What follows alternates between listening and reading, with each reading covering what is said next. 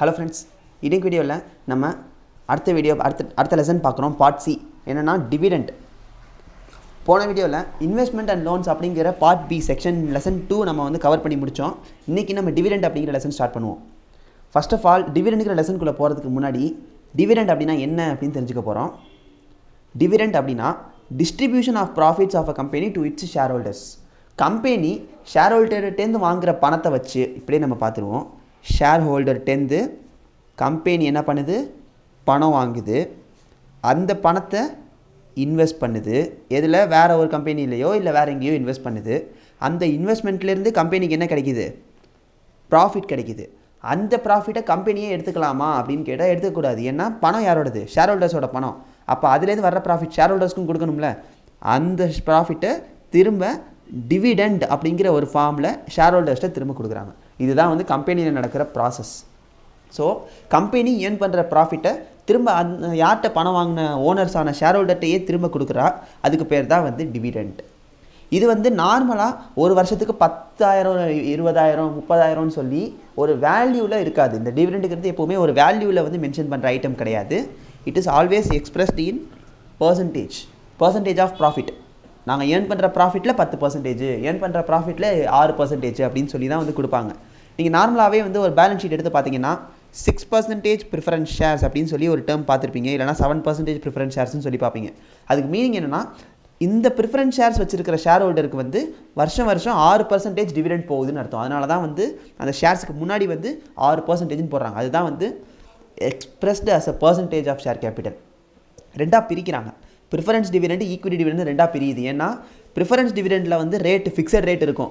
Equity டிவிடெண்டில் fixed rate இருக்காது. Profit பொறுத்து மாறும். ஏன்னா ஈக்விட்டி ஷேர் ஹோல்டர்ஸ்க்கு வந்து எப்போவுமே டிவிடெண்ட் கொடுக்கணுங்கிற ஒரு கம்பல்ஷன் வந்து கம்பெனிக்கு கிடையாது.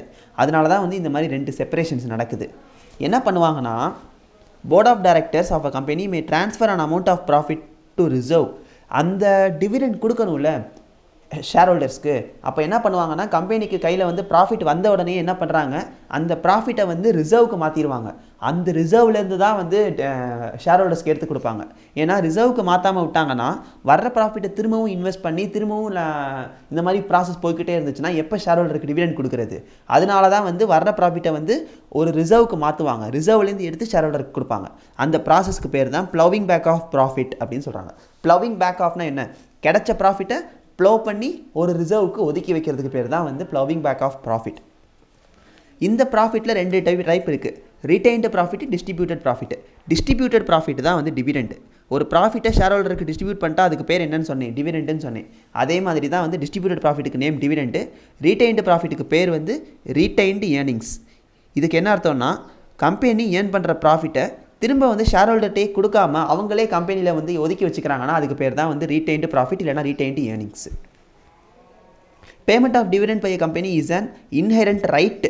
கம்பெனிக்கு ரைட்ஸ் இருக்குது டிவிடெண்ட் கொடுக்கறதுக்கே தவிர ஆக்ட்லேயோ இல்லை மெமோராண்டம்லையோ ஆர்டிகல்ஸ்லையோ ஷேர் ஹோல்டருக்கு கம்பல்சரியாக டிவிடெண்ட் கொடுக்கணும் அப்படின்னு சொல்லிலாம் வந்து எந்த ஒரு கட்டாயமும் கிடையாது. கம்பெனிக்கு ஒரு ரைட்ஸ் இருக்குது, இந்த மாதிரி நீ கொடுக்கனா கொடுத்துக்கோ அப்படின்றாங்க. ஆனால் மேக்ஸிமம் கம்பெனிஸ் கொடுத்துருவாங்க.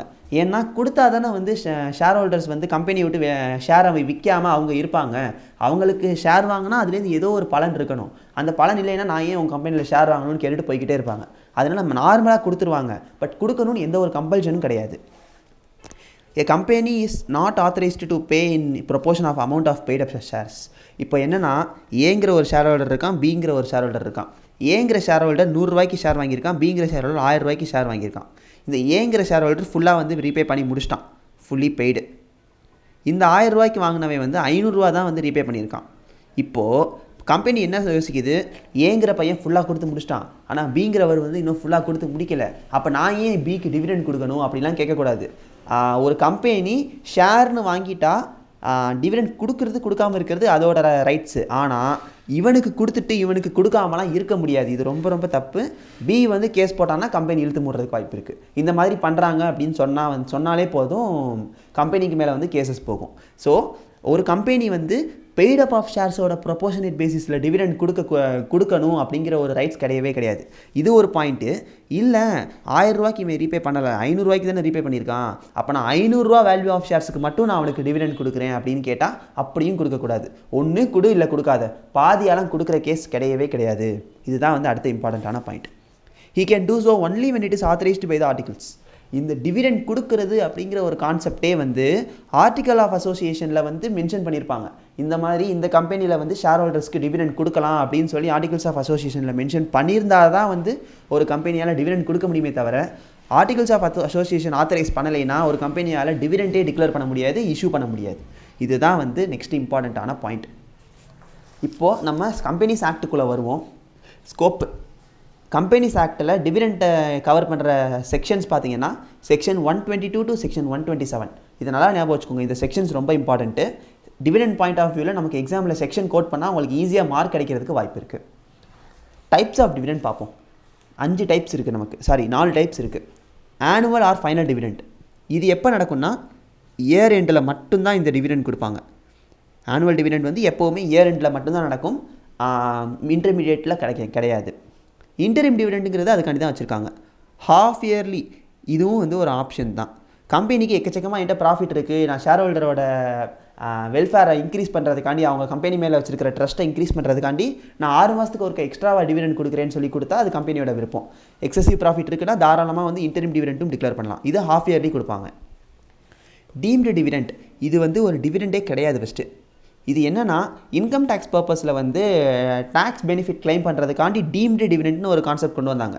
இது வந்து ஜஸ்ட் இன்கம் டேக்ஸ் கான்செப்ட் தானே தவிர இது ஒரு அஃபிஷியலாக கொடுக்க வேண்டிய டிக்ளேர் பண்ணுற ஒரு டிவிடெண்டே கிடையாது. ஜஸ்ட்டு இன்கம் டேக்ஸில் இந்த மாதிரி பெனிஃபிட் கிளைம் பண்ணிக்கிறதுக்காண்டி இது வந்து ஒரு டீம்டு டிவிடெண்ட் மாதிரி அப்படின்னு சொல்கிறதுக்கான ஒரு கான்செப்ட் தான். அப்புறம் ப்ரிஃபரன்ஸ் டிவிடெண்ட் இது நம்ம ஏற்கனவே பார்த்துட்டோம். ப்ரிஃபரன்ஸ் ஷேர் ஹோல்டருக்கு கொடுக்குற டிவிடெண்ட் தான் ப்ரிஃபரன்ஸ் டிவிடெண்ட்டு. ஃபஸ்ட்டு வந்து ஒரு டிவிடெண்ட் கொடுக்குறாங்கன்னா அது ப்ரிஃபரன்ஸ் டிவிடெண்ட் தான் கொடுக்கணும். ப்ரிஃபரன்ஸ் டிவிடெண்ட் கொடுத்து மிச்சம் மீதி இருந்தால் மட்டும்தான் வந்து அது ஈக்விட்டி டிவிடெண்ட்டுக்கு போகும். இல்லைன்னா வந்து ஈக்விட்டி டிவிடெண்ட்டுக்கு கொடுக்கணுங்கிற அவசியம் கூட கிடையாது. ஆனால் ப்ரிஃபரன்ஸ் டிவிடெண்ட்டுக்கு கொடுக்குறேன் அப்படின்னு சொல்லிட்டா கொடுத்துடணும், கொடுக்காமல் இருக்கக்கூடாது. That's all. அடுத்து டிவிடெண்ட் அப்ரூவல் பேசிஸில் பார்த்தீங்கன்னா 3 டைப் ஆஃப் டிவிடெண்ட் இருக்குது. ப்ரொப்போஸ்டு டிவிடெண்ட், டிக்ளேர்டு டிவிடெண்ட், அப்புறம் டிஸ்ட்ரிபியூட்டட் டிவிடெண்ட் அப்படின்னு 3 டைப் இருக்குது. ஃபஸ்ட்டு ப்ரொப்போஸ்டு டிவிடெண்ட் அப்படின்னா என்னென்னா போர்ட் ஆஃப் டைரக்டர்ஸ் வந்து போர்ட் மீட்டிங்கில் வந்து ப்ரொப்போஸ் பண்ணுவாங்க. ஃபஸ்ட்டு அந்த போர்ட் ஆஃப் டைரக்டர்ஸ் ஒரு 10 பேர் இருக்காங்கன்னா அந்த 10 பேர் மட்டும் டிஸ்கஸ் பண்ணி சொல்லுவாங்க.